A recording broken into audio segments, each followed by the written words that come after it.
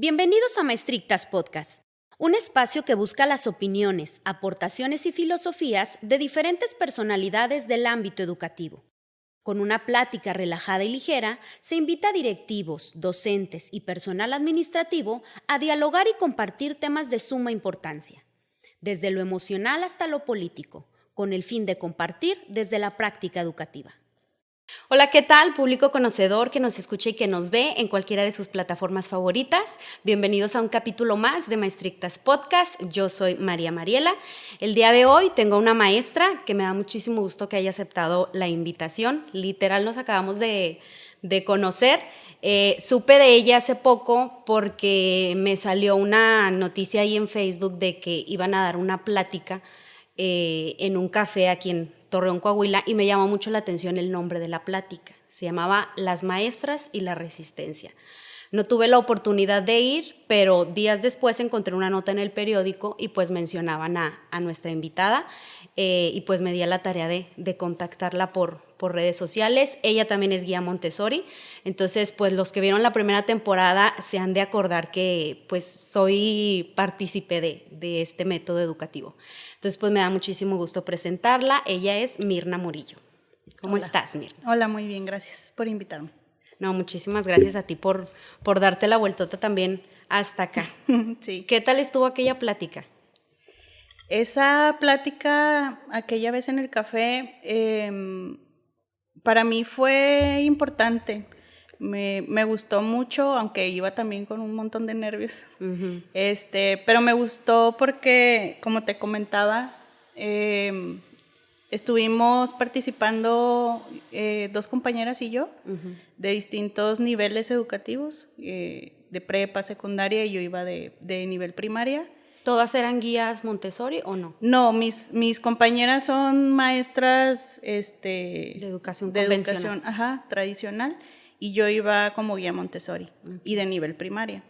Entonces, pues estuvo padre esa plática porque te decía, en ese conversatorio asistieron maestros y maestras que, por ejemplo, ya estaban jubilados y que aún seguían como el interés de seguir desmenuzando este asunto de la educación, de cómo romper los paradigmas, etcétera. Uh-huh. Y también había personas que apenas están iniciando en la educación, ¿no? O que, okay, están estudiando, o que estaban empezando a estar en un grupo. Entonces, pues ahí como las preguntas y las respuestas y compartir algunas experiencias estuvieron muy interesantes. Muy padre. Sí. Sí, porque luego ya leyendo la nota en el periódico me di cuenta que era una plática enfocada a cómo, bueno, así lo entendí yo, cómo ejercer tu docencia desde prácticas feministas, uh-huh, ¿verdad?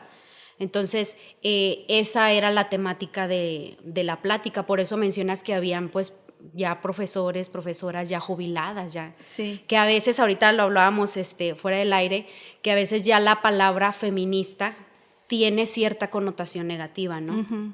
Hay personas que como que lo ven como sinónimo ya de, ay, me va a agredir. Sí, ahí me la va a hacer de tos por sí, todo. Y sí, pero hay como fundamentos. Entonces, sí, también como el interés de compartir esa plática era justo para desmenuzar todo esto y a lo mejor como quitar el juicio a la palabra feminista, ¿no? Porque uh-huh, creo que a veces se tiene como un pensamiento como errado de lo que es el feminismo, o muchos pedacitos que vemos en las redes o que vemos, sí, en internet, que lo podemos interpretar de formas que no son.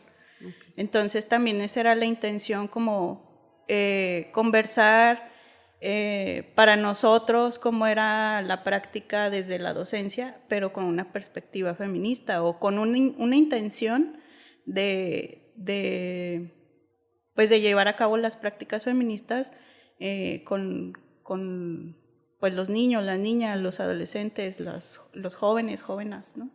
Ahorita ya platicaremos un poquito más cómo es que tú las llevas desde el aula. Uh-huh. Actualmente, ¿qué es lo que haces, Mirna? ¿En dónde te desarrollas? Yo actualmente estoy trabajando en una asociación civil que también funciona como escuela. Soy guía Montessori de taller 1 y taller 2. Y ahorita estoy desenvolviéndome en el área de clases de grupo. Clases de grupo en Montessori es un espacio que tenemos con las infancias para trabajar de forma tradicional, como se trabaja en las escuelas. Pero en sí, pues mi formación es Montessori. Y estoy ahorita trabajando en una asociación civil. En esa asociación. ¿Cómo se llama la asociación? La asociación se llama Pipao Angelito de los Niños. Se ubica en el Ejido La Paz, en Torreón. Y es una asociación que busca atender como el sector de la población en situación de vulnerabilidad, sobre todo de violencias, ¿no? Entonces, los niños y las niñas que asisten a la asociación, pues reciben también un acompañamiento emocional, psicológico, incluso también espiritual, ¿no? Para atender esas violencias. Y no nada más se trabaja con las infancias, sino también se crean espacios o se van creando espacios según la necesidad de las familias. Ok, o sea, ustedes pueden ir abriendo como grupos también para adultos o dan pláticas también ahí. Sí, cada mes se da una escuela para padres en donde tocamos temas que van surgiendo en el día a día con los niños para también trabajarlo con los papás, irlo viendo qué estrategias se pueden utilizar. Cada mes se hace una escuela para Fíjate que qué padre que me mencionas eso porque, bueno, no sé qué tal les funciona Escuela para Padres a ustedes, pero fue un programa que existió muchos años en la escuela pública y de repente se quitó. Se quitó. Se quitó, entonces casi yo desde que ejerzo, que ya son hace 11 años que yo empecé en la docencia, no me tocó Escuela para Padres, pero me tocó estando como estudiante. Entonces a mí se me hacía muy padre, creo que hay muchos temas que les puedes dar a los papás, mucha guía que les puedes dar, porque ahora sí que pues nadie nace para saber ser papá, ¿verdad? Entonces que te den esta instrucción desde la escuela, personas que están con tus hijos la mitad del día, pues a mí se me hace muy valioso, ¿verdad? ¿O ustedes cómo lo han recibido? Bueno, con muchas variantes. Para nosotros es importante que haya este espacio, sobre todo, por ejemplo, siendo una escuela con la metodología Montessori, que a lo mejor no es tan conocida para algunas personas. Para nosotros es importante como que haya este acercamiento para que estemos como en el mismo canal, ¿no? Se trabaja así, estos puntos son importantes de atender y sobre todo también creo que es importante tener este espacio para atender las situaciones que van surgiendo en el día a día, ¿no? O que necesitamos buscar estrategias sobre todo en las violencias. Entonces, es importante, sin embargo, pues también entiendo que para las familias o para quienes están haciendo cargo de las infancias es complejo porque implica pues dar más tiempo del tiempo que te queda y eso, dedicarle una mañana o una tarde a ir a escuela para padres y creo que hay un poquito como de resistencia a ello por lo mismo, ¿no? Que vivimos en un mundo súper acelerado y que pues en sí demanda mucho de nuestra productividad y eso hace que las personas pues no les quede cabeza para ir a escuchar sobre teorías o sea, pedagogías o sobre psicología, etcétera, ¿no? Sino que lo que quieren es llegar a sus casas a descansar, a pues comer o algo conlleva así. la gran responsabilidad del tiempo de lo que implica un hijo, ¿verdad? O sea, que no nada más es el tiempo que está en la casa, sino que también surgen este tipo de, o sea, prepararte para, ¿verdad? Sí, y es como, no tenemos como una respuesta así muy, muy constante, pero sí vemos eso, como que los contextos influyen mucho en la disposición para escuchar estos temas o para como entrarle al trabajo también desde casa, ¿no? Porque otra cosa que me llamaba la atención ahorita que estábamos platicando es que nosotros en la primera temporada, mi compañera Mariela y yo habíamos hablado sobre el método. Y hablábamos precisamente, pues vimos cómo María Montessori inició este método pues con niños con situaciones muy vulnerables, ¿verdad? y cómo pasó a ser un método, una forma de educación, pues de clases sociales privilegiadas. Uh-huh. Yo quise meter a mi hijo en un Montessori y pues me queda súper lejos porque pues nosotros vivimos en Lerdo y están hasta Torreón, y aparte pues los costos son muy elevados, altos, ¿verdad? Entonces yo decía, ¿cómo un método tan noble, uh-huh, o sea, que va dirigido a un sector vulnerable, pasó de repente a ser de la élite nada más, uh-huh, ¿no? Y no es reclamo, ¿verdad? O sea, cada quien a donde pueda acceder, pero hay como que esta contradicción, ¿no?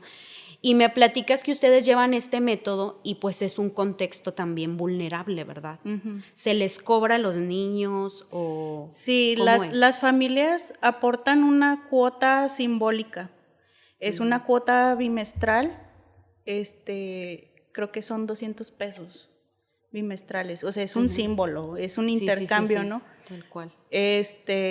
Sí aportan esa cuota y aparte las familias se encargan de los aseos de los ambientes, de los espacios que utilizan los niños y eso también incluido como parte del intercambio que hay entre el centro y las familias, ¿no? Okay. Entonces, en realidad, pues es un lugar muy accesible para hacer metodología Montessori, sí. Porque como dices, la mayoría de los colegios no son tan accesibles para toda la población y creo yo ahí como que le doy un poco de explicación a que, por ejemplo, los materiales Montessori no son baratos uh-huh, y que un ambiente Montessori implica mucho material. Sí, es prepararlo. Sí, o sea, mucho material, mucho mobiliario, incluso la preparación de la guía también implica un esfuerzo económico. Yo quise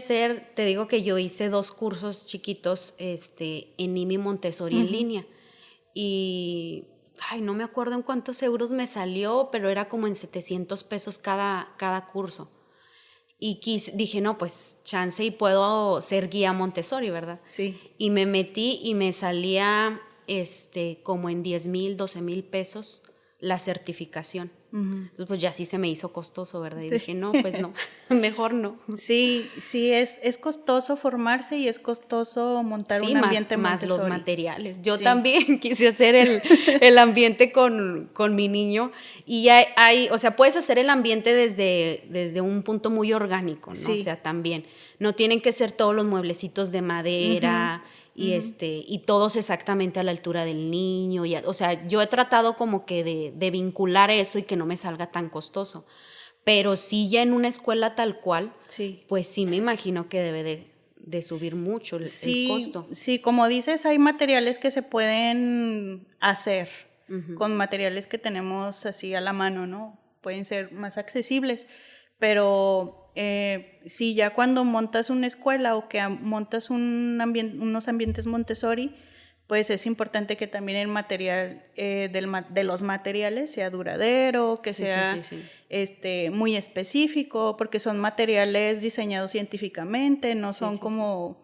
Es muy diferente al material didáctico o a los juguetes que les llaman Montessoris, uh-huh, que se andan vendiendo mucho por internet y así, porque estos materiales fueron diseñados científicamente, ¿no? Y tienen ciertas medidas, etcétera. Entonces, por eso es muy costoso. Uh-huh.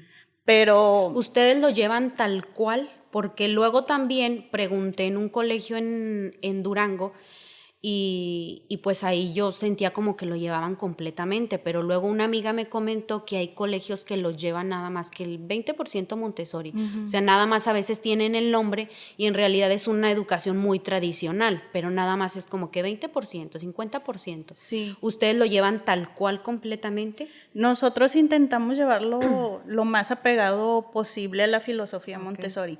Como te decía, también tenemos los espacios de clases de grupo, que son espacios donde los niños toman clases como en una escuela tradicional. La mayor parte del día ellos están en su ambiente Montessori, pero tienen como un flujo constante en las clases de grupo, ¿no? Pero su trabajo mayor es en los ambientes Montessori. Okay.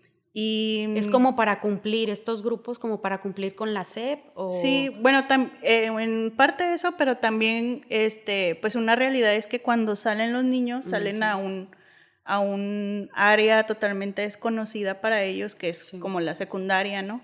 Que es otra forma, que usualmente es tradicional a donde van estos chicos. Entonces nuestra intención al seguir las clases de grupo de forma tradicional es que ellos vayan adaptándose a la forma de la escuela tradicional y, por ejemplo, a los exámenes, porque en Montessori no hay exámenes. Entonces, que vayan teniendo esta experiencia previa para cuando pasen a la secundaria, ¿no? Tú me dices que tú eres de primaria, ¿verdad? Sí. Y me dices que das un taller. ¿Cómo es esto de los talleres? ¿Cómo se maneja el sistema ahí con ustedes? Bueno, yo en la asociación entré como tallerista primero, sin ser guía Montessori. Cuando la asociación empezó, no empezó como una escuela, fue como un centro de reeducación, le llamamos, o le llamábamos. En ese centro, pues los niños iban a su escuela normal, en la mañana o en la tarde, y el resto de las horas que tenían libres iban con nosotros a trabajar actividades manuales, motrices, también les ayudábamos con las tareas y recibían un espacio de contención, de resolución de conflictos, etc. Entonces yo a esa asociación entré como tallerista. Empecé a dar un taller de horticultura, porque ya lo estaba empezando a dar en un colegio de Torreón, un colegio privado.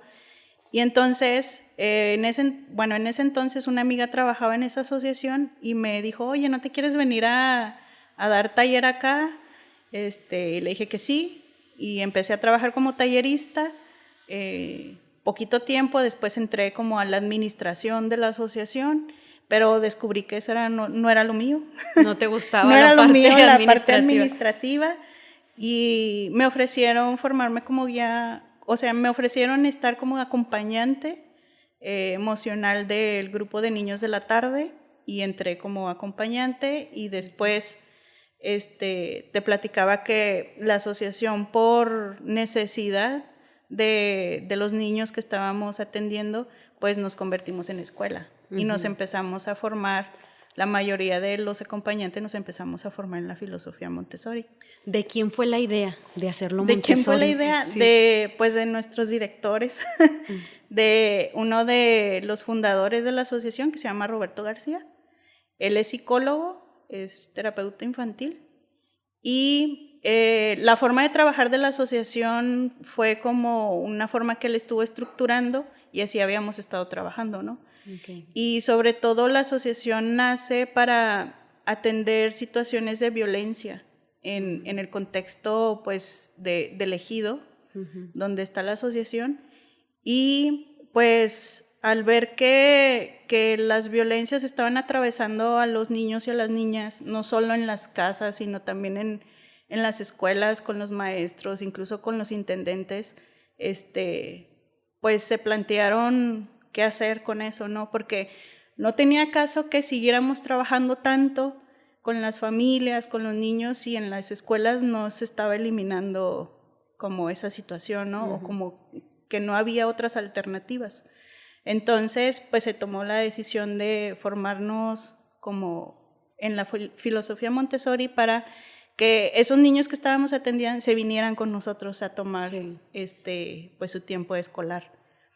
Y se decidió que fuera la filosofía Montessori porque es la más cercana como a la visión que tiene la asociación, que Montessori se basa mucho como en el respeto del niño o la niña como un ser individual, un ser que tiene potencial y que tiene como sus ritmos de llegar a esos potenciales, ¿no? Algo que la escuela tradicional pues descuida un poco, o mucho. Entonces, exige mucho, ¿no? Entonces, pues era la filosofía más cercana, más a la mano que teníamos para trabajar con este grupo de niños o de niñas. Con este sector vulnerable, con este ¿verdad? sector. porque hay otras filosofías como la Waldorf, que también es bellísima, que es una filosofía para la vida, ¿no? No es tal cual como sentarse a dar una clase o mira, yo te voy a enseñar una lección, tal. Pero Montessori también tiene esta parte más humana de este proceso educativo, ¿no? Entonces, pues, por eso elegimos Montessori, nos empezamos a formar y abrimos el primer grupo de Taller 1, con 30 niños, con 30 niños que venían de la escuela del ejido, de la escuela tradicional. Y pues al principio fue súper difícil porque cuando los niños y las niñas y todas las personas nos encontramos en contextos de violencia, pues es esperado que haya también violencia, ¿no? Sí, dentro del... O sea, entre ellos mismos, ¿verdad? Ajá, entonces, pues fue difícil, fue muy complejo porque implicaba retarnos a nosotros mismos y ser como muy creativos y también como abrirnos a experimentar algunas estrategias terapéuticas, que no somos terapeutas, no somos psicólogos, pero atrevernos a abrirnos a experimentarlo, a conocerlo, a capacitarnos un poco para poder atender a este grupo de niños. Y es que, por ejemplo, pues yo te lo comparto desde la escuela pública, es muy difícil casi imposible para nosotros los profesores de frente a grupo, que haya una capacitación totalmente dirigida al manejo de las emociones. O sea, prácticamente es algo que tú tienes que buscar por tus propios medios. Sí, la escuela tradicional está, que ahorita con la nueva escuela mexicana ya como que se busca más entender tu contexto y a partir de ahí tú ver las vertientes por las que le puedes llegar al niño, ¿verdad? Pero pues sí está muy inclinada a lo académico, o sea, de que lo académico te va a decir todo del niño, que si sale reprobado es porque está mal. Bueno, pero pues ¿qué vas a hacer? O sea, ya sabemos que el niño está mal y no está en nuestras manos completamente cambiarlo, pero tampoco podemos ignorarlo. Y muchas veces como profesores, junto con todo lo administrativo que se nos junta, es como ignorar eso. ¿Sí? O sea, no afondar en que pues el niño puede estar pasando por una situación emocional tan fuerte que ni él mismo entiende por qué es su comportamiento como es. A mí me pasa mucho, por ejemplo, me pasó con un grupo en este ciclo escolar pasado, que la mayoría eran hombres y era mucho agredirse entre ellos, pero mucho, mucho. O sea, era de que toda la clase se estaban diciendo cosas o por cualquier cosa, cualquier nimiedad que pasara en el aula generaba una burla, un apodo y luego el otro le contestaba y luego el otro también. Entonces era una agresión con la que vivían toda la mañana porque todos los profesores decíamos lo mismo.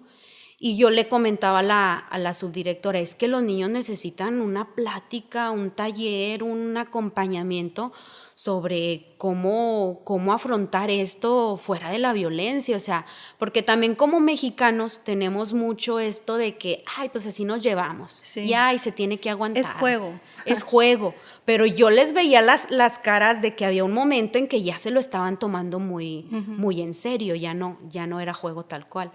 Entonces, esto quieras o no, yo sentía que bajaba su autoestima, el hecho de que ellos estuvieran agrediendo constantemente, pero ellos no lo van a ver así.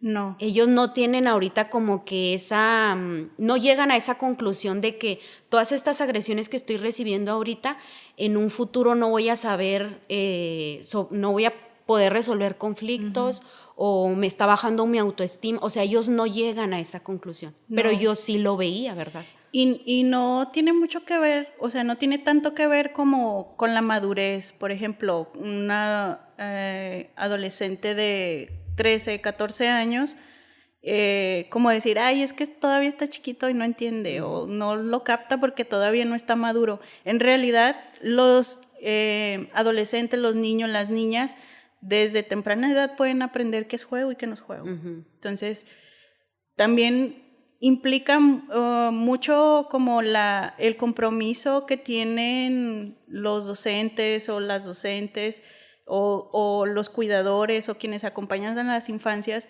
para pues entrarle a ese trabajo, ¿no?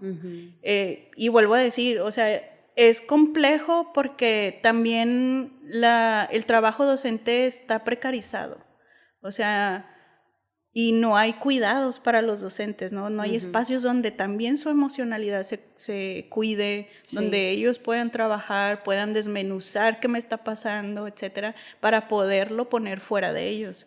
Entonces, eso es una parte.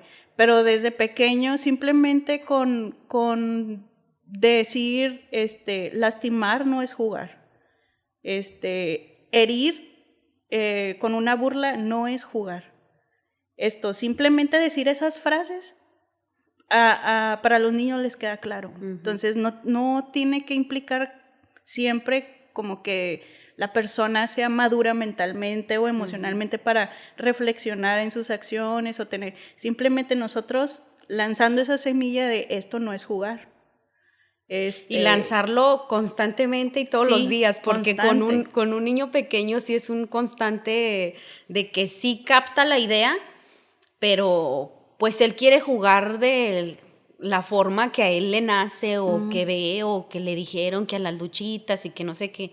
Entonces yo, por ejemplo, con mi niño es constantemente estarle diciendo lo mismo. O sea, no me puedes estar pegando, no pega si nos queremos, el que quiere, o sea, cosas así, pero no, o sea, es de todos los días, ¿sabes? Sí, también implica como conocer un poquito de los periodos sensibles de los niños, de las niñas, y un poquito como de las etapas de desarrollo en la que está cada niño o niña. Por ejemplo, si es ahorita que me compartes de tu hijo, es un niño pequeño y quizá está en una etapa o en un periodo sensible de movimiento y quizá por eso su juego es así brusco porque está explorando todo su movimiento corporal. Si fuera, por ejemplo, en un joven o en un adolescente, pues ya ese periodo sensible ya pasó, ya no lo está haciendo por explorar su periodo de movimiento, sino que ya hay hay algo más atrás o como hay otra intención, ¿no? U otra necesidad. Pero eso, creo que también bueno, hablando como guía Montessori, es importante que las guías Montessori conozcan un poquito de las etapas de desarrollo y de los periodos sensibles en la que está cada niño, porque a veces podemos juzgar desde ahí, de que, ay, es un niño grosero, o es un niño que pelea, o que no sabe respetar los límites, pero en realidad está explorando un periodo sensible, y nosotros necesitamos estar como muy atentas en la observación para identificarlo y hacer como las intervenciones que necesite ese niño. Y ser como proceso. Muy firmes, ¿verdad? Y, o sea, de que es un periodo, va a pasar. Sí. Todo está bien. Sí, y de ahí me voy como a uno de los mitos que se tiene de Montessori, que los dejan hacer lo que quieran. Ah, sí. Y eso, lo digo como mito porque en realidad no es así. ¿Cómo es un día para ti, por ejemplo, con los niños? ¿Qué es lo que hacen a lo largo de todo el día? Bueno, en un ambiente Montessori, ahorita yo estoy en clases de grupo, pero en un ambiente Montessori los niños llegan al ambiente, que es el aula, se les llama ambiente, se preparan en sus lugares, preparan sus cosas. ¿Tienen sillitas, tienen banquitas? Los niños trabajan en mesa y en silla. Tienen una mesa donde guardan sus materiales y tienen una silla. Y las mesas... ¿Es la misma silla? Es así como que todo muy... Sí, siempre es la misma silla y siempre la misma mesa. Incluso las mesas y las sillas están adaptadas a la estatura de cada niño. O sea, un niño pequeño tiene una mesa pequeña y una silla pequeña. Los niños más altos tienen mesas altas y mesas y porque sillas los altas. Grupos, por ejemplo, ustedes no dividen así de que tercero, cuarto, quinto de primaria, ¿verdad? ¿Cómo son Montessori es multigrado. Por ejemplo, casa de niños, que es el preescolar, están niños de primero, segundo y tercer grado de preescolar. Juntos.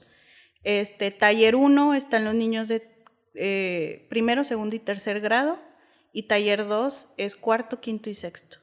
Okay. ¿Cuál es la razón de que los ambientes Montessori sean multigrado? Pues como Montessori tiene un enfoque de ser educación para la vida, los ambientes se organizan así porque los más pequeños aprenden de los más grandes. en Montessori como el centro del proceso de aprendizaje son los niños, no son los maestros.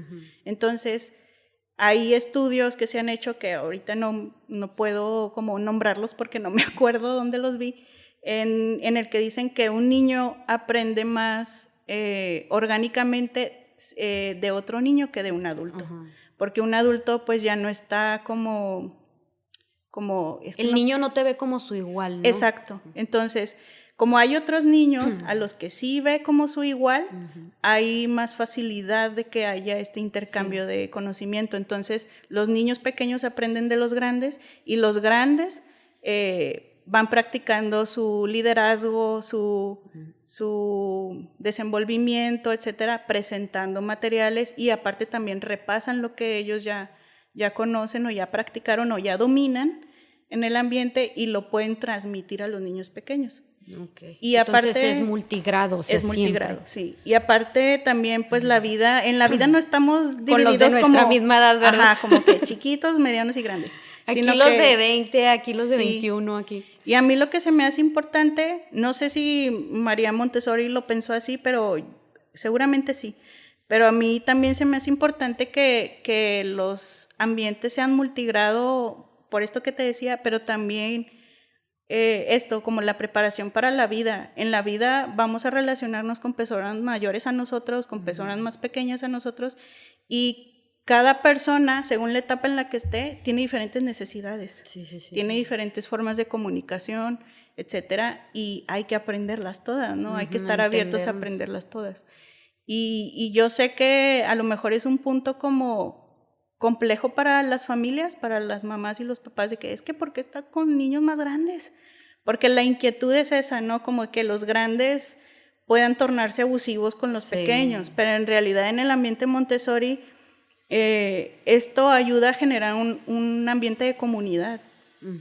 Entonces, voy para lo de que los dejan hacer lo que quieran. No, en realidad no. O sea, llegan al ambiente, se sientan en su lugar. Se sientan en su lugar, se preparan y la guía los va llamando a un círculo. Un círculo es cuando se reúnen todos en el centro del ambiente. En el centro del ambiente siempre tiene que estar en medio despejado para que los niños y las guías se reúnan, ¿no? Como a hacer tipo asambleas, a exponer algún tema o que los mismos niños compartan algo en el círculo. Y las mesas están acomodadas alrededor en islas, niños pequeños con grandes, casi siempre son de 4 mesas, 3 mesas, en islas, y pues cuando llegan la guía los empieza a nombrar para que pasen al círculo. Te digo, ahí la guía prepara un tema y lo comparte con el grupo de niños. Se sientan en el piso. Se sientan en el piso. La guía también se sienta hacia su altura. Sí, la guía siempre va a buscar estar a la altura de los niños, ¿no? Como buscar siempre estar a la par, pues físicamente de los niños, y se sienta con ellos en el piso. Les comparte un tema. Los temas siempre van a surgir de la observación de la guía. Por ejemplo, no sé, que en el ambiente veo que fulanita le está interesando mucho los animales y como que todavía no logra como conectar o identificar cuáles son los invertebrados y los vertebrados, entonces voy a preparar un círculo para hablarlo entre todos y todos los niños pueden participar, ¿no? Es algo que hacía Eugenio Derbez en la película de Radical, que él se salía completamente de los temas y los reunía para hablar de algo que había visto en cada alumno. Sí, los círculos siempre los va a diseñar la guía, según su observación, según las necesidades de su ambiente, y siempre va a estar acompañada de una coguía. En los ambientes siempre hay una guía y una coguía, son dos adultos, ¿no? 2 adultas. Y entre ambas preparan a lo mejor un tema, o también puede ser como momento para que los niños empiecen a preparar temas de su interés, temas que le estés llamando la atención o temas que a lo mejor ya están dominando, lo pueden compartir con los otros niños. En los círculos también se celebran los cumpleaños, se hace una ceremonia. Bien bonito, ¿verdad? Sí, se hace una ceremonia de cumpleaños donde se va como dando importancia a la vida de ese niño. Lo que de esa significa niña. cumplir Ajá. un año más, ¿verdad? Y se hace como una tipo cronología desde que nace o desde que sus papás conciben, y desde que nace, qué cosas aprendió, qué cosas fue desarrollando durante cada uno de esos años, y se termina con el día que están ahí. El día que están ahí celebrando. Y pues también se invitan a los padres, a papá, mamá o quien esté a cargo de los niños, a acompañar a esa ceremonia. Me platicaba la guía que te digo de cuando fui al colegio en Durango, que no, ella me platicó así como toda la ceremonia que hacían, y me decía eso, y que por ejemplo todos se juntaban en la mesa, y el niño, como una de las prácticas muy recurrentes es manejar la independencia del niño, ¿no? Entonces el niño le servía a todos, ponía el plato con sus cubiertos y todo, él era el último en sentarse en la mesa, daba una oración de agradecimiento, y luego ya se pasaba el videíto de lo que tú dices desde que nació y así, y luego ya empezaban todos a comer. Sí. Y desde bien chiquititos, ¿verdad? Sí, y Daba ternura. las ceremonias no son así como que fijas de que se tiene que hacer así, sino que también las guías pueden echar mano de su creatividad. Sí. Por ejemplo, nosotros cantamos una canción y los niños también sirven a los compañeros, a los que están invitados, y en el centro se utiliza poner un tapete, escribir su nombre con el alfabeto móvil, poner cuántos años cumple, etc. Entonces pueden ser diseñadas de distintas formas, pero es un momento también importante para los niños y las niñas. Me mencionabas que también es como un acompañamiento espiritual. ¿A qué te refieres con acompañamiento espiritual? Porque pues no es religioso, ¿verdad? No. Tal cual. Sí, está lejos de ser religioso. Un acompañamiento espiritual, pues, ¿qué es lo espiritual? La vida. Entonces, todo lo que implique como reconocer y maravillarnos con la vida es espiritual. Okay. ¿Por qué? Porque eso va a implicar el respeto por la vida, los cuidados por la vida, y esa ya es una práctica espiritual, ¿no? Entonces, este acompañamiento espiritual, pues, es hacia todos los seres vivientes, plantas, animales, compañeros. Entonces, lo hacemos desde ahí, y pues son diversas formas en las que lo abordamos. Te digo, con las ceremonias es una parte de alimentar la espiritualidad, la forma en la que se relacionan los adultos con los niños con los niños. También siento que es una práctica que también nos puede alimentar el espíritu. Sí. Como te decía, hay 2 adultos o adultas en los ambientes, y siempre es con voz baja, con comunicación asertiva, con disciplina amorosa, con disciplina respetuosa, y todo eso. Y pues todo eso alimenta el espíritu. Y a veces reducimos lo espiritual con los templos, con las oraciones y así, pero siento yo, bueno, a mi ver, que la espiritualidad va más allá, va más como también a cómo nos relacionamos con el otro, es también una parte espiritual, ¿no? Y bueno, también no sé qué más te iba a decir. Me estabas diciendo cómo es un día en los niños. Dices que la guía los junta al centro, les da un tema. Ya cuando pasa el tema, los niños vuelven a sus mesas, y la guía empieza a nombrarlos para que empiecen a tomar materiales. Los materiales los toman según la necesidad que tiene ese niño. Por eso a lo mejor se piensa, hacen lo que quieren y toman lo que se les da la gana. No, sino que como Montessori parte de los potenciales y las necesidades que tiene cada niño en su proceso de aprendizaje, es por donde nos vamos guiando para que el niño tome los materiales.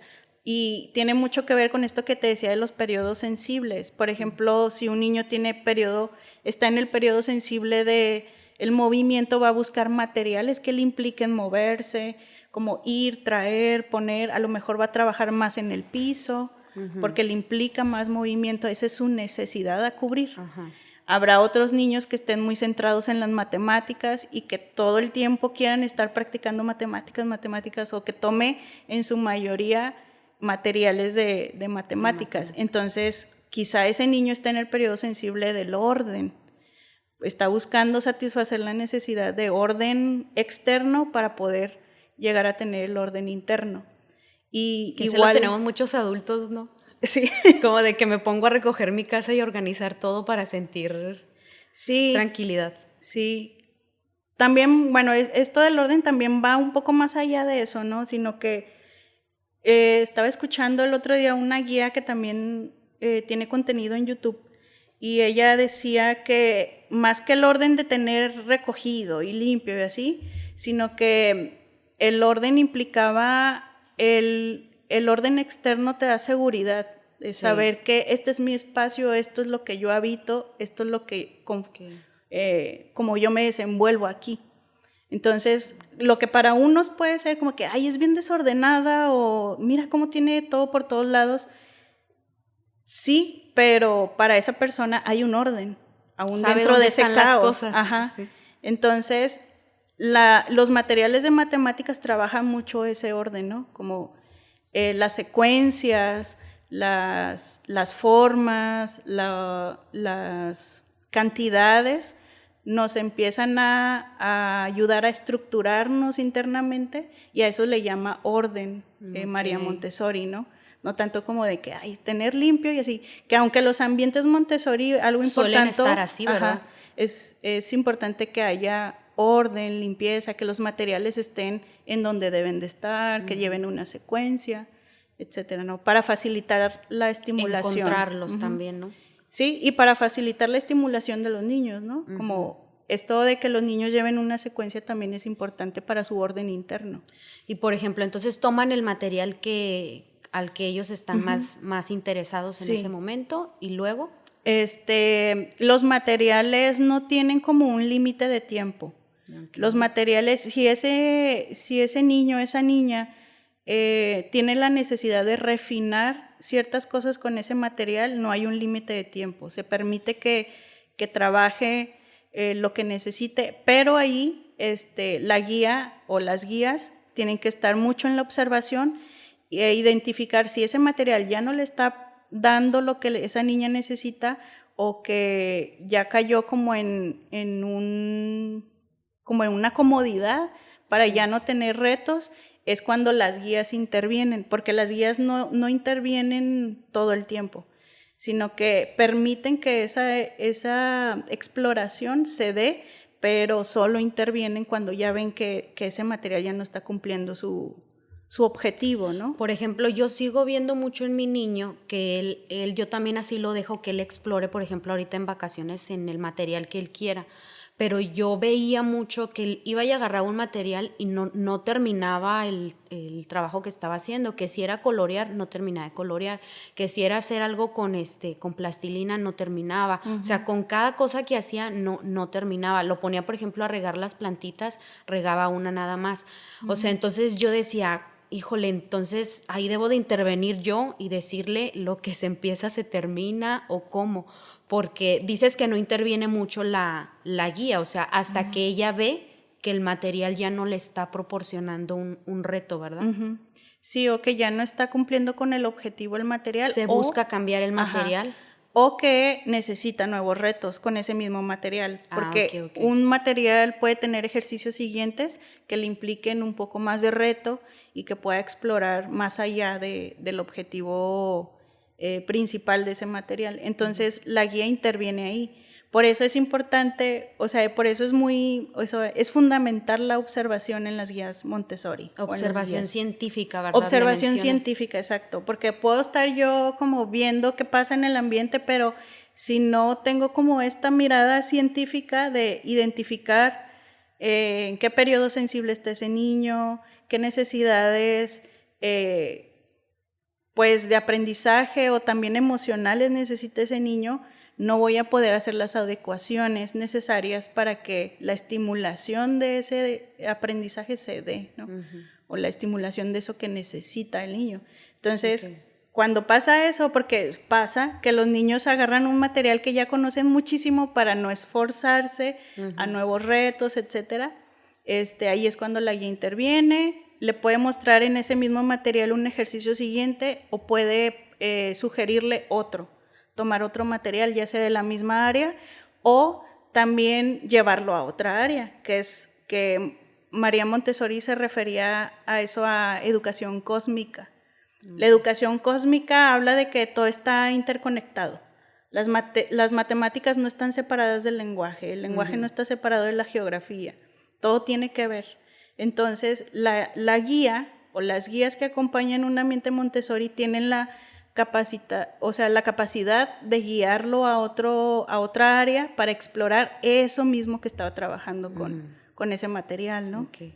Entonces, ¿y si el niño te dice que no quiere? Si el niño te dice que no, pues no lo vas a forzar, obviamente, pero sí puedes dialogar con él, como decirle, mira, es que observo que has pasado mucho tiempo con este material, que ya lo dominas, entonces sería bueno que exploras otras cosas.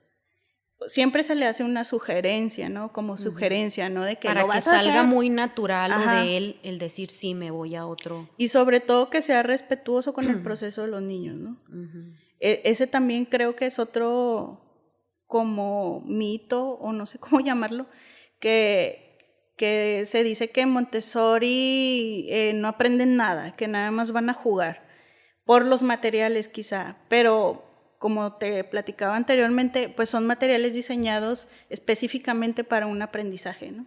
Que aunque a nosotros nos parezca que está jugando o que está moviendo piezas nada más, está haciendo todo un proceso de integración de ese aprendizaje, ¿no? Sí, pues es que aprende desde el juego, ¿no? Exacto, también es una base, un pilar importante para la filosofía, que echar mano también de la necesidad de movimiento y de juego. ¿Tienen receso?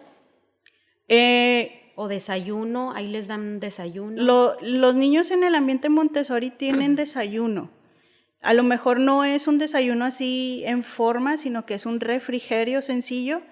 Y los ambientes casi siempre tienen una cocina pequeña, porque ahí los niños lavan su plato, lavan su vaso, sirven la mesa, o sea, ponen la mesa, sirven y comparten recogen y comparten con los compañeros. Y es que en eso ya se te va, o sea, mucho tiempo en hacer las actividades diarias. Sí.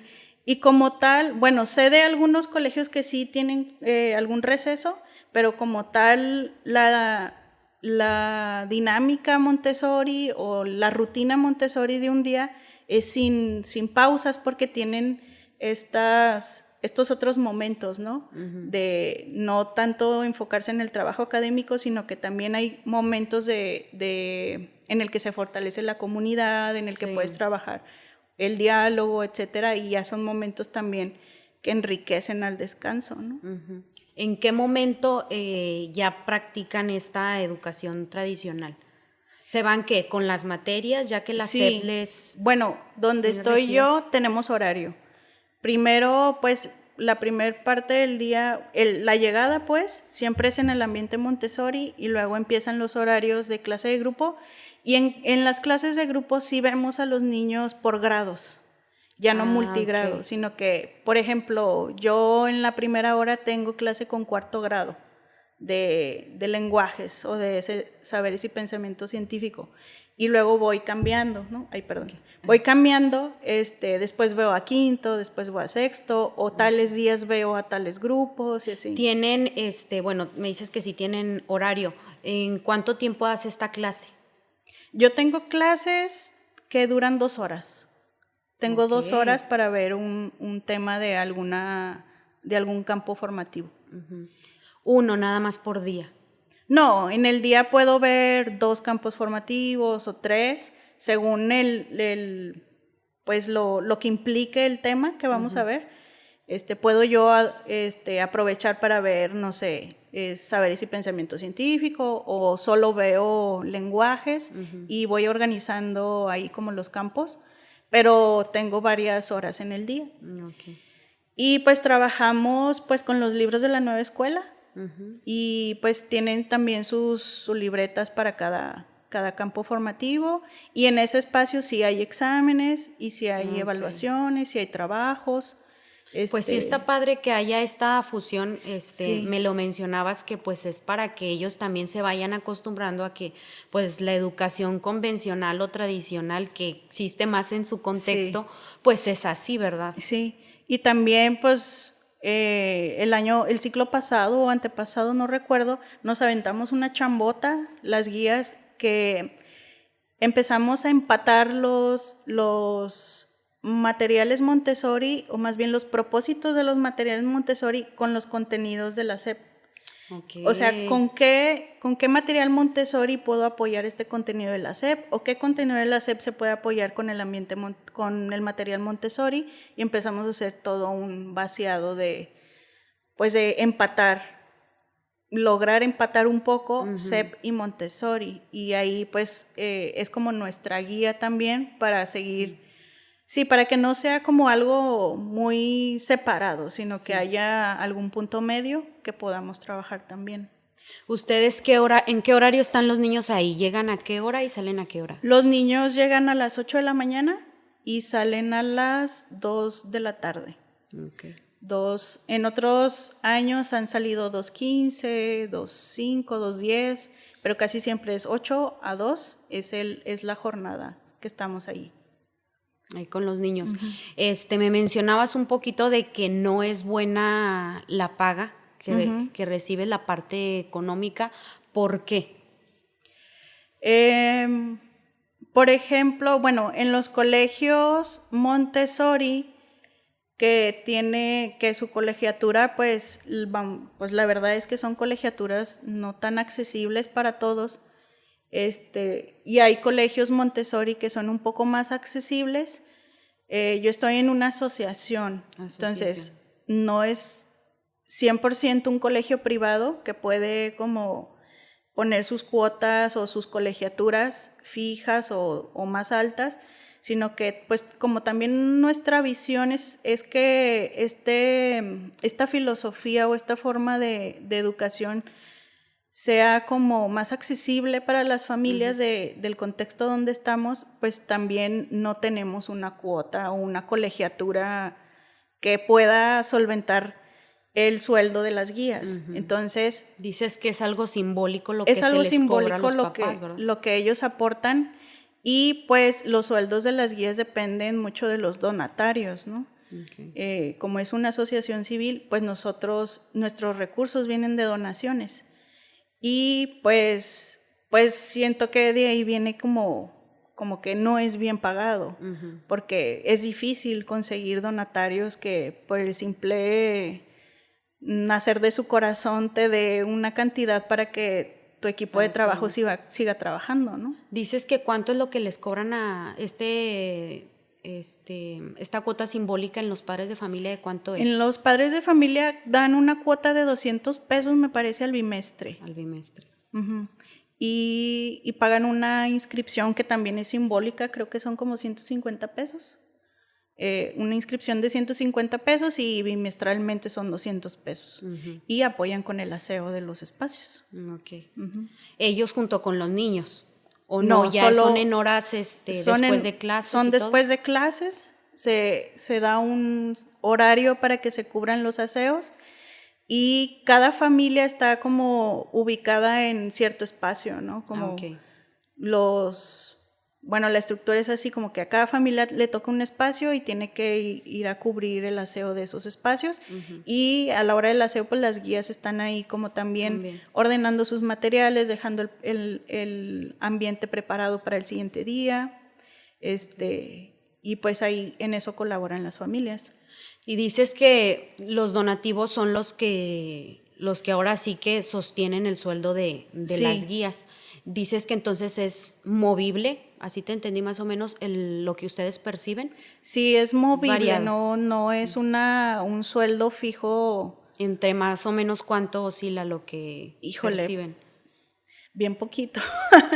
Una guía, pues, también tiene que ver, por ejemplo, su formación. Ahí donde yo estoy, tiene que ver como su proceso de formación. Por ejemplo, las guías que empiezan a formarse o que ya terminaron su formación Montessori, no sé cuánto ganen, como 2,500, 3,000 pesos. A la quincena. A la quincena. Y tú dices que a ti te invitaron a que tú te formaras ahí en la asociación como guía Montessori. ¿Te pagan ellos eso? La formación a mí sí. me la pagaron. O sea, a mí me pagaron creo que sí, el 100% de la formación o la mitad, no recuerdo bien, pero sí hubo como un aporte considerable del centro para las formaciones de las guías. Y siempre se trata eso, como de que la formación esté como sostenida por el centro de la asociación donde yo trabajo. Y sí hay un aporte que nosotros hacemos, pero en la mayor parte ellos ponen el costo, capital. pues. Okay. Y pues conforme tú te vayas formando, pues también va variando tu sueldo, ¿no? Okay. Entonces las guías que ya se formaron pues tienen otro brinco en su sueldo y pues casi todos los años se están formando alguien. Sí. No sé si todos los años porque nosotros nos formamos en una asociación que se llama CENTAC, que es de Mosset. Es lo que te iba a preguntar, que en dónde, porque yo pues pregunté ahí en IMI, en Barcelona, pero pues era en línea también y te digo que me salía como en eso, 10,000, 12,000 pesos. Sí, y las formaciones, aquí en Torreón no hay formaciones así como el IMI o el AMI, que son internacionales, sino que hay como formaciones más como diplomados, más accesibles, que por ejemplo Mosset da formación Montessori, está el centro de guías, hay otros... No sé si todavía continúe Colibrí. Entonces hay varias formaciones que son más accesibles y nosotros nos formamos en una colaboración con CENTAC y que viene de Mosset, de Mosset Montessori. Y pues cada que se abre grupo de formación entra alguien a formarse, ¿no? Sí. Y, por ejemplo, yo tengo taller, pero me falta casa de niños, entonces yo en alguna oportunidad... pues que son los chiquititos, son ¿verdad? los pequeños. En alguna oportunidad pues me meteré a tomar la formación. O hay quienes tienen casa de niños y están interesadas en formarse como guías de taller. Entonces es constante la formación y aparte, pues mucho tiempo recibimos... capacitación de parte del fundador de Pipao, de uno de los fundadores de Pipao, en estrategias terapéuticas para acompañar a los niños. Hay compañeros que se han capacitado en lenguaje de señas, hay compañeros que se han capacitado en otras tantas cosas para acompañar o seguir cubriendo. Es inclusivo cubriendo. también, ¿verdad? La asociación. Sí, tratamos de que sea lo más inclusivo posible. ¿Por qué digo que tratamos? Porque es real que no tenemos todos los conocimientos. Nosotros hemos acompañado a procesos... Algo que a veces la SEP no entiende. Sí, sí. Porque incluir no nada más es de que el niño ya asista al grupo. Sí, o sea, y ya. Lo puedes decir, ¿verdad? Sí, lo puedes decir y el niño puede estar o la niña puede estar en el grupo y eso no es inclusión. Inclusión es que todas las actividades también estén pensadas para esos niños, ¿no? Entonces, por eso digo que hacemos lo posible para que eso pueda existir en los ambientes. Hemos acompañado procesos de niños y niñas con síndrome de Down, en el espectro autista. Yo tuve un niño que vivía con ¿cómo se llama? Dismorfia muscular, ¿no? Creo que sí. Sí, ya no recuerdo bien la palabra, pero también eso, el ciclo anterior acompañamos o compañeras acompañaron a una niña que necesitaba el lenguaje de señas. Entonces la compañera se capacitó para hablar en lenguaje de señas, todo el grupo se capacitó para hablar en lenguaje de señas, o al menos que los niños aprendieran a decir su nombre, a comunicarse con ella. Por eso intentamos que haya una inclusión, pero es muy complejo y como dices tú, casi siempre es con los recursos de los docentes o con a lo que tengamos acceso, ¿no? Entonces, sí, es buscar la oportunidad de tú hacer un curso, tú hacer un taller, y pues muchas veces muchos profesores no tienen el espacio, ¿verdad? Sí. O no le dedican ese espacio. Ya para ir cerrando un poquito, me gustaría mucho saber qué es lo que te inspira a ti en la docencia. ¿Qué me inspira a mí? Bueno, yo creo que en la docencia, te voy a contar rapidísimo, yo no quería ser maestra, nunca jamás. Yo estudié sociología y mi mamá es maestra normalista, y siempre me decía, estudia la normal, métete a la normal, y yo nunca quise, así como que, no, yo nunca voy a ser maestra. Mira. Pero después de que estudié sociología, empecé como a adentrarme un poquito más en la educación, estuve trabajando en un colegio privado, cubriendo a otra maestra, después entré a las pruebas enlace, y todo me fue dirigiendo así como a la educación. Ya cuando entro a la asociación donde estoy, que empecé a formarme, empecé como primero a aceptar que era como mi don o mi camino, el acompañar infancias, y también reconocer que pues muchas de las cosas que yo conforme voy acompañando me reflejo como en los procesos de los niños, y quizás sea mi necesidad de sanar cosas, pero es eso, ¿no? Como irlo descubriendo, lo he ido aceptando, porque también es duro reflejarte en algunas situaciones o demás procesos de los niños. Yo fui una niña que odiaba las matemáticas, y cuando estudié Montessori hice las paces con ella, entonces dije, bueno, ya poco a poco voy haciendo las paces con esta labor, y ahora siento que es mi camino, ¿no? Y a mí lo que me inspira en este camino es justo buscar ser yo una adulta responsable, consciente, y ser una figura de apego para las infancias. ¿Para qué? Para que este transitar, que a veces es duro para los niños, de la educación sea más amable, sea más cálida, sea más respetuosa con ellos, ¿no? Es que esta filosofía también parte de tu entender tu propia infancia, ¿no? O sea, tú verte infante y así como tú dices, hacer las paces y decir, híjole, pues no tuve esto y esto y esto y me faltó esto y esto, pero pues bueno, es lo que había, ¿verdad? Entonces tratar como que de que sea diferente. Sí, y estudiar o aprender no tiene por qué ser doloroso, no tiene por qué ser violento. Entonces, eso es como mi inspiración o mi esperanza que me mantiene en la educación, de tratar de ser, porque no lo soy, pero tratar de ser una adulta, eso como respetuosa y responsable con las infancias, ¿no? Para que justo ese camino que están transitando, tan pequeños, tan abiertos al mundo, no sea como violento, tan vulnerables, agresivo, sino que sea un espacio donde ellos se puedan desarrollar de una manera amorosa, cálida, respetuosa. Entonces eso es lo que me inspira y lo que me mantiene en la docencia. Y ya lo acepté, ya quiero ser maestra.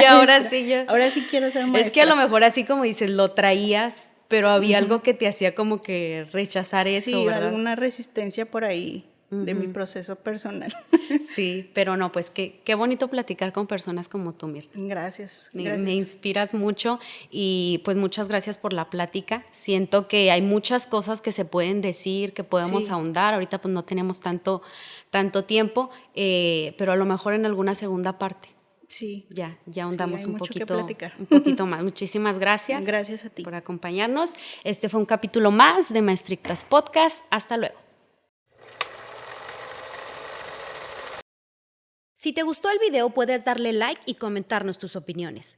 Recuerda también suscribirte a nuestros canales de YouTube y Spotify para poder seguir creando más contenido.